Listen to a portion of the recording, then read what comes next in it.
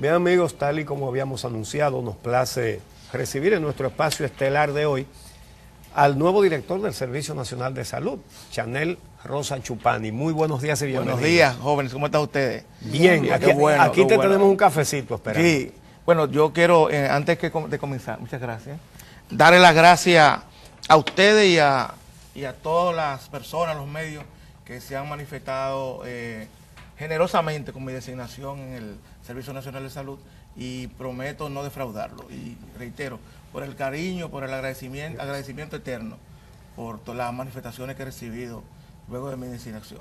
Bueno, permíteme corregirte algo. No hay nada que agradecer porque lo que has recibido es reconocimiento a un buen trabajo hecho en SENASA.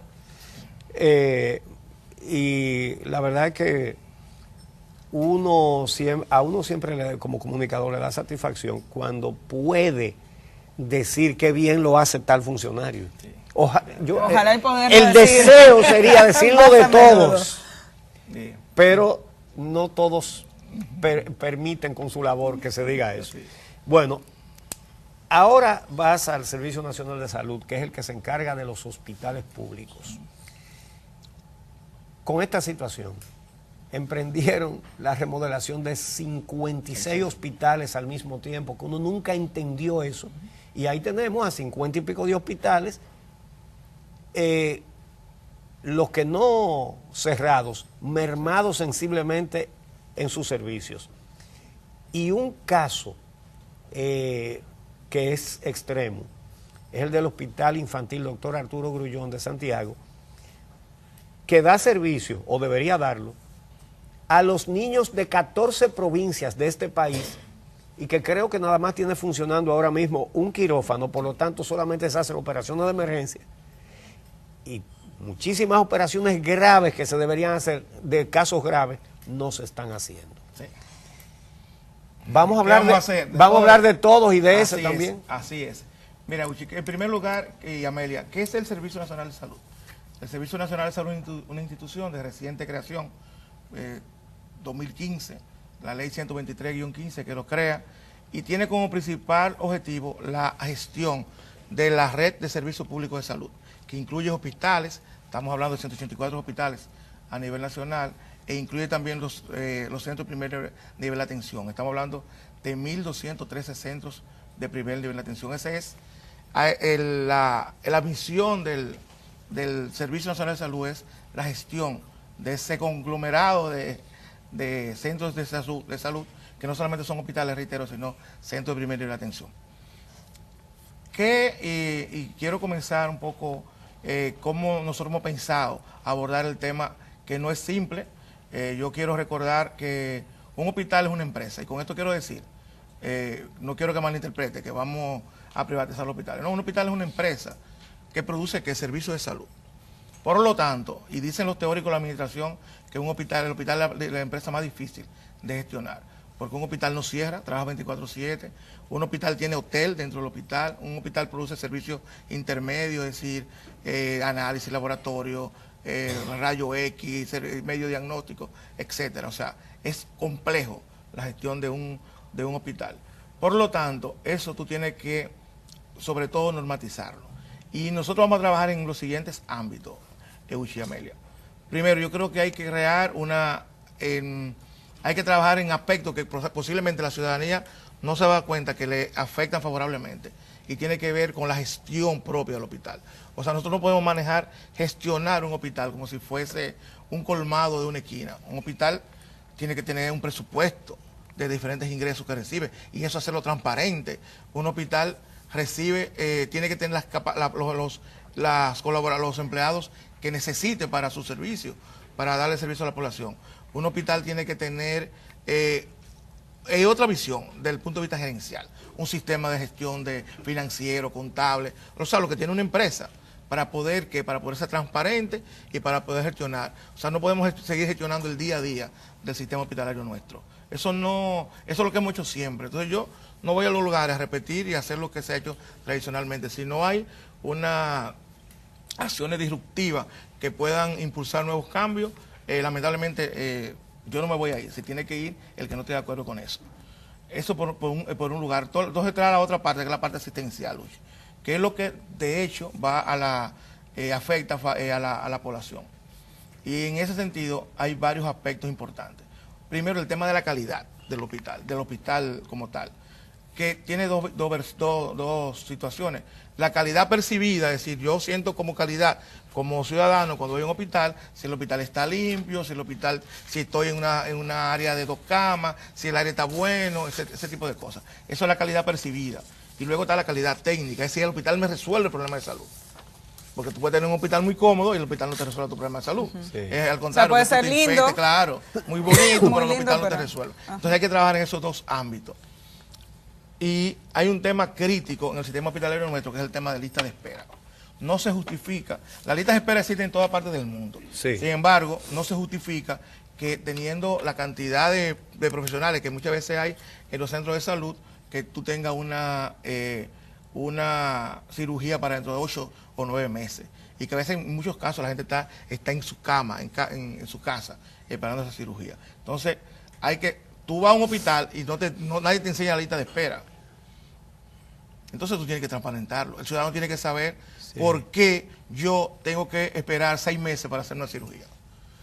Y eso lo se ha logrado en otros países. O sea, eso un siempre, seguimiento hasta por una pierna rota y exacto, la revisión es dentro de 2 meses. Así es, exactamente. Que lo he visto. Exactamente. Entonces, ¿cómo te van a revisar eso no puede pasar. dentro de 2 meses o 3 meses? Eso no puede pasar. Todo eso, y hay que abordarlo. Yo creo que no espera, el sistema hospitalario nuestro no espera que tú teorices mucho acerca de lo que tienes que hacer, sino que hay que ir trabajando en paralelo en las dos aspectos que he mencionado. Bueno, está todo el tema también de la calidad de la atención, que es un tema importante, Amelia y Uchi. O sea, y la calidad tiene que ver mucho. A veces hay un término que nosotros hemos acuñado en el sector de salud, que es el tema de la humanización de los servicios de salud. Que no solamente es imputable al médico o a la enfermera que atiende, sino a todo el personal, desde que el usuario entra hasta que sale del hospital. O sea, tiene que haber un sistema que mida todo eso, porque ese es el tema. El tema, yo creo que ha faltado objetividad en la creadora, ha faltado el diseño de indicadores objetivos, que le digan a un director del hospital, mire, usted tiene que cumplir con esto. Si al final no lo cumple con esto y le dimos los recursos, bueno, usted tiene que irse o darle explicaciones qué pasó. O sea, porque usted está gestionando una empresa. O sea, no hay una vara, no hay un mecanismo de yo creo que falta, evaluación. Claro, de evaluación, exactamente. Hay que evaluar a los funcionarios, incluyendo al director del Servicio Nacional de Salud, tienen que evaluar en función de una serie de indicadores. El otro tema importante es el tema de la mortalidad materno e infantil, sobre todo la que se produce en el hospital, la neonatal, que es un tema prioritario para esta gestión. Sí, y que es altísimo. Es altísimo, pero además que no se justifica en un país de ingresos medios como el nuestro, que no se justifica en un país donde el 99% de los partos son institucionales y que las mujeres paren en el hospital. Sí. No se justifica en una... Bueno, la ministra acaba de decir ahora mismo que el 88% de las muertes maternas son evitables. Es decir, que se produce en el servicio, en el centro de salud, por un problema de nosotros, por lo que fuera, por muchísimas razones. A veces descuido, a veces, a mí hay que explicarme por qué la mayoría de las mortalidades maternas se producen los fines de semana. O sea, ¿la mayoría? La mortalidad materna se produce los fines de semana. Y de infantes también. Y de infantes también. Es que disminuimos la presencia de profesionales de la salud en ese sentido. Como ustedes pueden ver, entonces es un sinnúmero de aspectos que yo creo que hay que abordarlo de forma sistémica para tú afrontar todo el tema de la gestión hospitalaria en nuestro país. Bueno, ¿con qué se encontró Chanel Rosa cuando llegó al Servicio Nacional de Salud? Porque tengo aquí en la mano la carta de renuncia del doctor Rodríguez Monegro, donde él decía al presidente Danilo Medina, usted dijo alguna vez que me venció el Estado, yo ahora digo, me venció el clientelismo, el populismo y los intereses afectados. ¿Con qué se encontró Chanel Rosa? Mira, vamos a analizar 3 aspectos de ahí. Está el tema del clientelismo. El clientelismo es un mal que tenemos en nuestro país, no solamente en el Servicio Nacional de Salud, que no solamente es imputable al tema partidario, político partidario. O sea, que aquí todo el mundo tiene un primo, un hermano, una cuestión, y todo el mundo. Yo en Senasa dejé más de 4.000 currículos. De una institución de 1.000 empleados, había 4.000 currículos. O sea, lo que tú tienes que saber es cómo tratar esa situación. Saber que eso existe. ¿Pero de solicitudes de trabajo, o de solicitudes de de amiguito, de allegado. De todo, Amelia, de dirigente de partido. Yo recuerdo que aquí había un ministro en el gobierno de Hipólito Mejía, que él tenía varias cajas de hoja de vida, de currículum. Y él decía, mira, estas son de los compañeros del partido. Y entonces esas que están allá es de la gente que dice que hay que disminuir la nómina en el sector público. Yo la tengo separada. O sea, con eso quiero decir, y es verdad que es un mal, una institución como el Servicio Nacional de Salud, que tiene más de 50.000 colaboradores, es hasta comprensible que la gente presione por empleo. Lo que tú tienes que saber manejar esa situación, y yo creo que eso es importante para los políticos y para todo el mundo. Lo que pasa es que parte de esa nómina inflada que tienen los hospitales no son causadas por el director del Servicio Nacional de Salud, sino por los propios directores de hospitales. Bueno,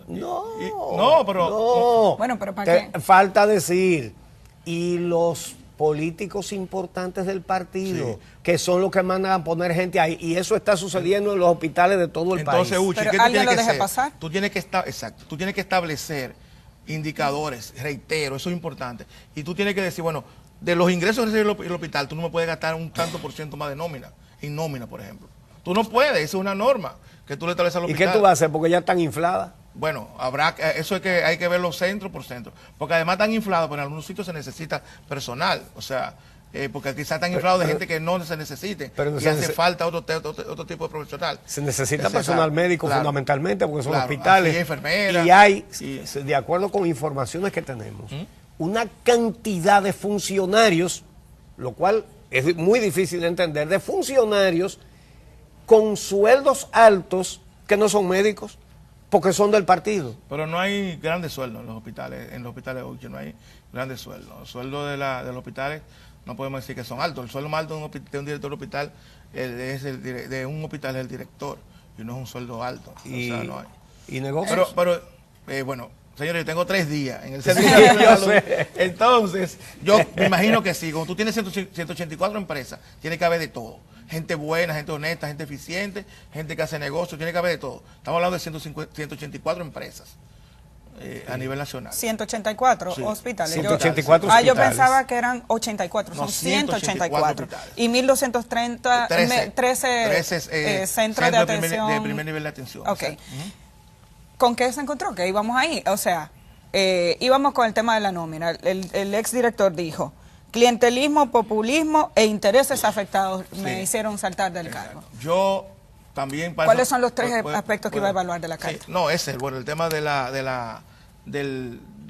clientelismo, y bueno, los 3 que tú mencionas, Amelia. Los otros temas, los intereses creados, yo no tengo tiempo todavía para sentir los intereses creados. Reitero, cuando tú tienes un presupuesto de 39 mil millones de pesos, que no es el presupuesto, porque los ingresos del servicio de los hospitales también vienen por otro lado, vienen por las compras que hace Senasa, vienen por otras ARS también que le compran servicios a hospitales. Es decir, que nosotros estamos trabajando en la consolidación del presupuesto para saber realmente cuánto es el presupuesto del Servicio Nacional de Salud.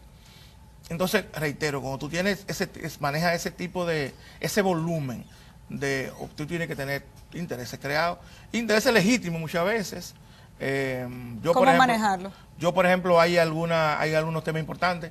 Nosotros vamos a prohibir, por ejemplo, que las casas comerciales se promocionen dentro de los hospitales, las casas que venden medicamentos, las casas que venden leche en polvo, cualquier otro tipo de cosas, por muchísimas razones. O sea, yo creo que no hay que romper ese vínculo tradicional que el centro de salud... O sea, los promotores de las casas no van a poder ir al hospital directamente. No, es que eso no puede ser. ¿Y cómo se va a manejar? ¿Centralizado? No tiene que haber una política. Yo no, por general, yo no recibo suplidores de nutrición, es que no tiene que ir, El hospital está definido un plan, aquí hay un plan de los medicamentos que un hospital debe comprar, que lo define el Ministerio de Salud Pública. Si son esos medicamentos, luego Promese suministra una parte importante. Promese que tiene la vinculación para el tema de los medicamentos con los suplidores. O sea, no es directamente el hospital, excepto para casos pequeños. Reitero, no será fácil. Yo también me he encontrado con gente con mucha pasión en el trabajo. Nosotros hemos estado trabajando hasta las 11 de la noche prácticamente estos días.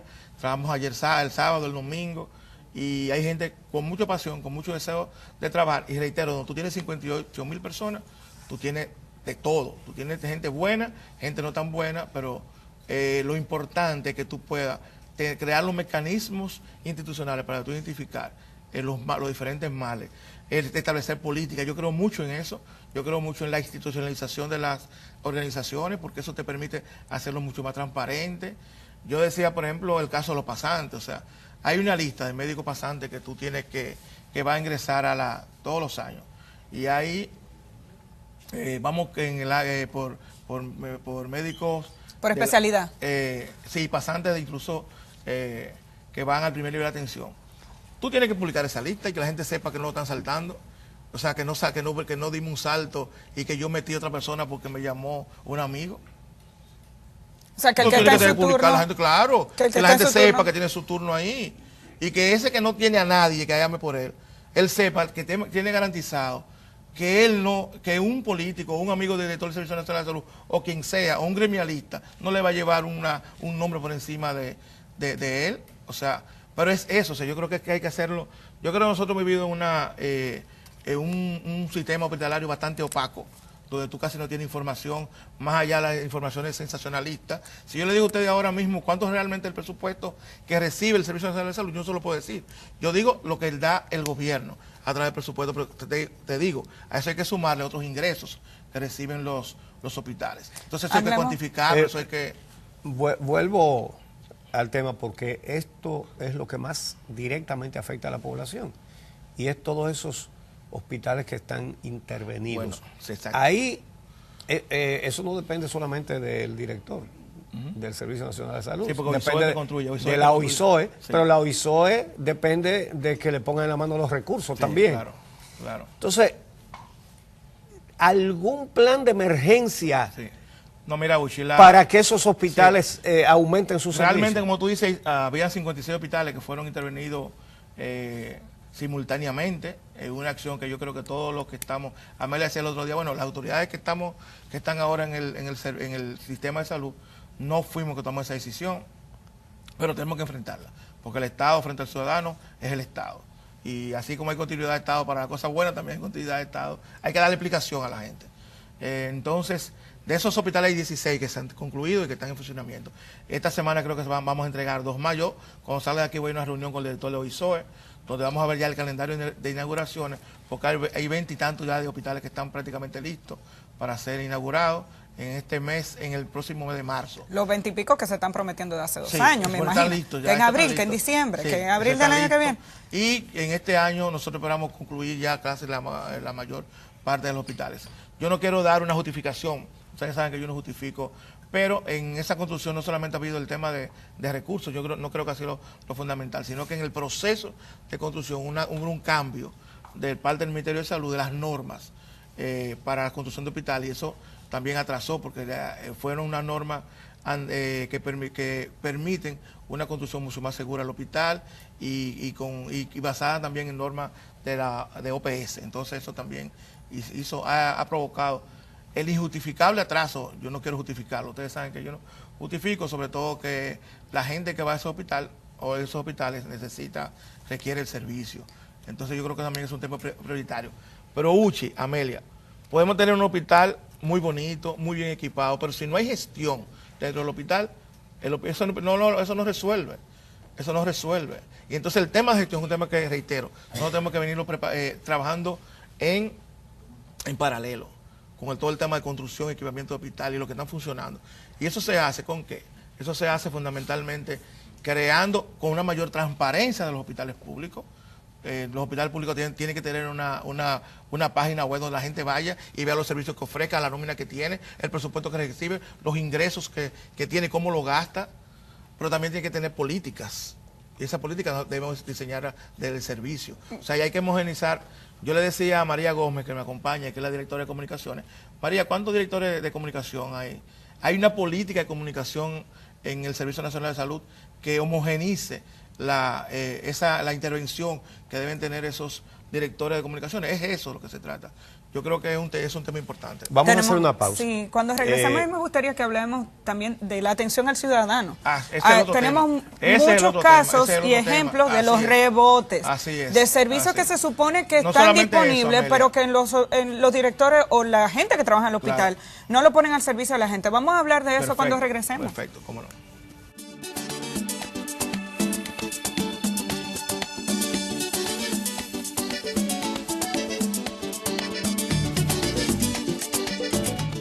Continuamos nuestra conversación con Chanel Rosa Chupani, director del Servicio Nacional de Salud.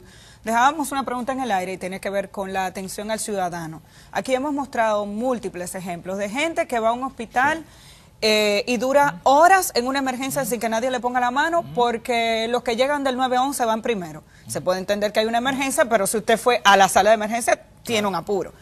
Rebotes por seguro de salud. No entiendo la diferencia al día de hoy entre el seguro subsidiado y el que no tiene seguro, porque nada más lo pueden atender en los hospitales. Se supone que aquí hay un servicio de ambulancia interhospitalario y hay un número de teléfono, pero desde un hospital envían a una persona a hacerse un estudio a otro hospital, porque en ese no hay una máquina, y mandan a la gente con todo y suero a coger carro público. Entonces, explíqueme el tema del servicio. Este es el tema de la atención al ciudadano, como tú bien refieres. Yo creo, y quiero comenzar quizás por algo que puede parecer etéreo, yo creo que la gente tiene que entender que que la salud es un derecho constitucional, un derecho ciudadano, y exigirlo. O sea, yo creo que, para los cambios que nosotros pensamos hacer en el equipo que nos acompaña, pensamos hacer en el sistema hospitalario nuestro, vamos a requerir de ese apoyo de la gente, de ese apoyo, porque hay cosas que van a ser fuertes, que van a ser duras y que quizás se van a hacer si la gente entiende que los cambios tienen que ser a favor del ciudadano. Yo nunca, y lo digo siempre, nunca me acostumbraré ni me acostumbro a que una madre llegue con un niño a las 4 de la mañana al Robert Rick Cabral a hacer una fila para obtener un ticket, porque a las 10 de la mañana ya no hay personal que la atienda. O sea, eso yo no lo puedo entender. Entonces, ¿y qué va a hacer? Pero yo no estoy... frente a ese ejemplo específico, ¿qué va a hacer? Ahí voy. O sea, yo no estoy para hacer denuncia. O sea, a mí el ciudadano me paga para que yo le resuelva su problema. Entonces nosotros tenemos que sentarnos con el personal, pongo el Robert Rick Cabral, y establecer, y reitero, y eso yo tengo el apoyo estricto absoluto del Colegio Médico Dominicano. Hay un profesional que está contratado por 4 horas de trabajo, un turno de 8 a 12 del mediodía. O sea, la gente tiene que cumplir con eso es elemental. Eso es el primer principio de un colaborador, de un funcionario, y nosotros somos funcionarios todos los que trabajamos en el Estado, desde el que barre el hospital hasta todo el Servicio Nacional de Salud, sabe que tiene que cumplir el horario para el cual le paga, para el cual está contratado. Entonces eso no puede ser, pero ocurre porque la gente se acostumbró a eso, y lo ve como normal, y nosotros esas cosas no son normales, esas situaciones no son normales. En los casos que Amelia refería, mira Amelia, hay gente que va a la emergencia de un hospital y no son realmente emergencias, pero el ciudadano, la persona no lo entiende. O sea, yo en un hospital de Estados Unidos en una emergencia me he pasado 4 o 5 horas esperando una atención, porque ya te dicen a ti, si no te duele el pecho, usted puede esperar. Bueno, y eso por la gente se desespera. Pero alguien tiene que decirte... Exacto, eso sí. Eso sí, tiene que haber una calidad en la comunicación. ¿Qué es lo que usted tiene? Ok, usted... va para adentro o usted puede aguantar, pero sí, mientras tanto ahí sin hablar con nadie. Eso sí es importante. Entonces eso nos lleva a otro tema, el tema de la atención al ciudadano en el hospital. No solamente atención médica, sino eso que tú decías, darle explicación a la gente. Cuando llegó una persona al hospital, llegó el dueño de ese hospital, señores. Es el dueño de ese hospital que está llegando cuando entró por ahí. No importa quien sea, es el dueño, es el que nos paga a nosotros, es la gente que paga impuestos, es el ciudadano que constitucionalmente nosotros estamos obligados a dar el servicio. Entonces, cuando llega el dueño de tu empresa, que es el hospital, tú tienes que ponerte en la mejor de las disposiciones a ese ciudadano.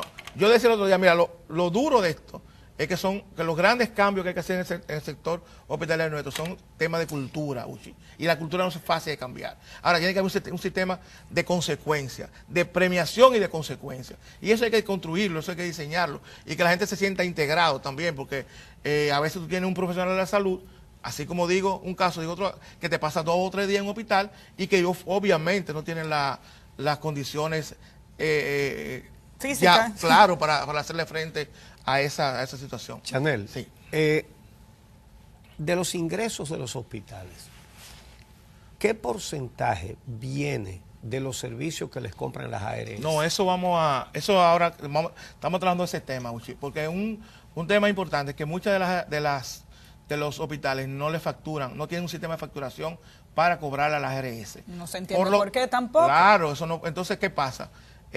Hay que crear un equipo que monte el sistema, que no es fácil, que no es una cuestión difícil, porque eso no es SENASA, todos los hospitales le facturan a SENASA, con un sistema que nosotros desarrollamos en el propio SENASA, se lo instalamos a los hospitales, no costó un centavo y los hospitales facturan por ahí. Porque parece mentira Porque finalmente, escúchame Melia, eso que tú dices, Uchi, finalmente claro, se convierte en un financiamiento a la ARS.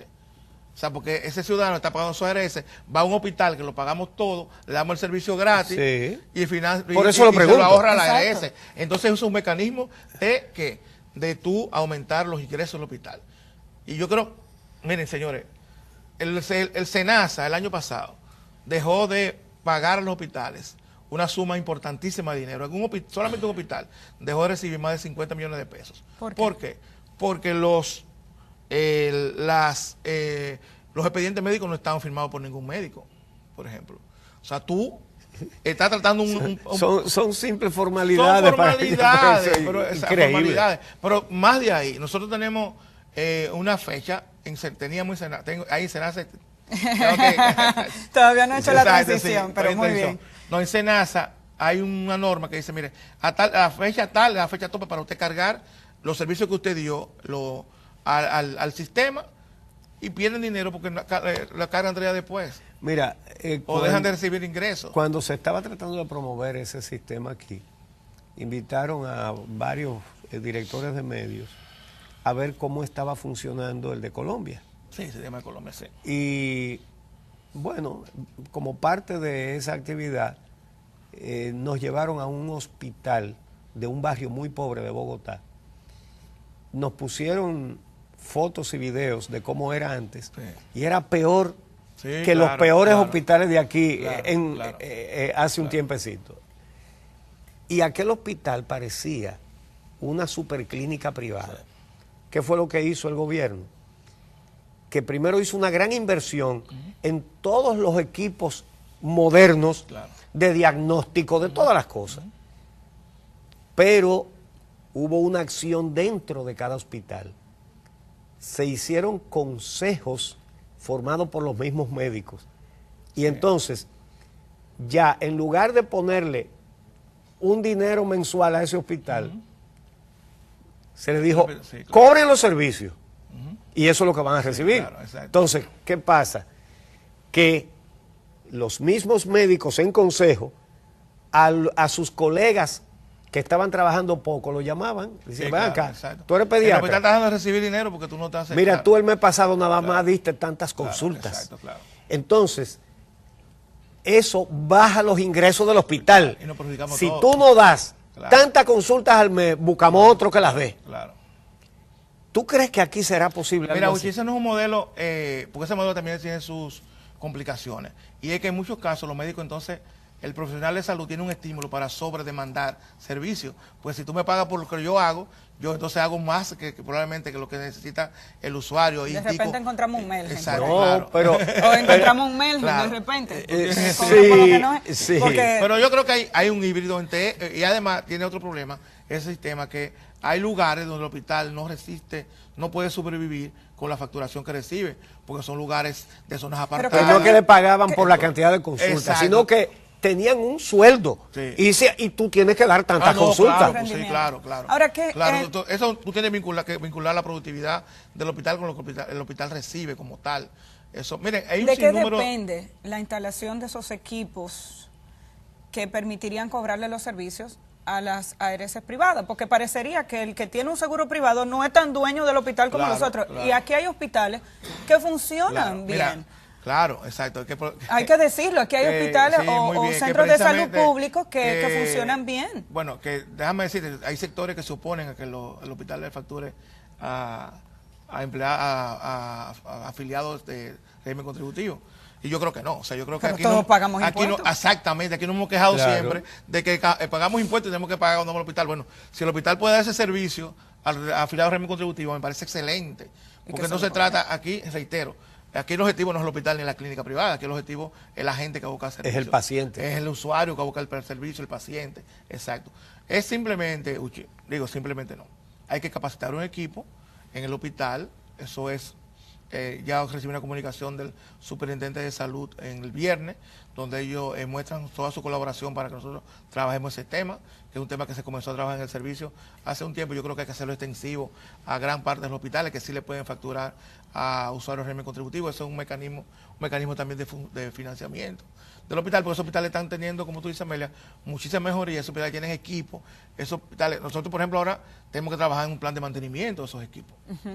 Y Claro, de la planta física, porque ya no podemos estar dentro de 2 años que hay que reparar, o sea, tiene que haber un plan preventivo yo quiero, seguimiento. lo que en definitiva yo quiero decir, señores, que el Servicio Nacional de Salud está para apoyar a un conjunto de hospitales en todo lo que tiene que ver con su gestión. Falta el colegio médico. Expectativas de su Sí, mira, relación nosotros con el yo colegio conversé médico con dominicano. el director del colegio, el presidente del colegio médico y parte de su directiva, nos encontramos casual, fue de forma casual. Entonces, yo particularmente siempre tengo disidencia, pero también tengo mucha coincidencia con muchos de los planteamientos del Colegio Médico Dominicano, incluso de SENASA. Nosotros apoyamos al Colegio Médico Dominicano con la firma de acuerdo que ninguna otra ARS lo apoyó en ese tema. Y nosotros, hay un acuerdo que se ha firmado y que debemos honrar ambas partes, no solamente el Colegio Médico, sino también otros gremios del sector salud.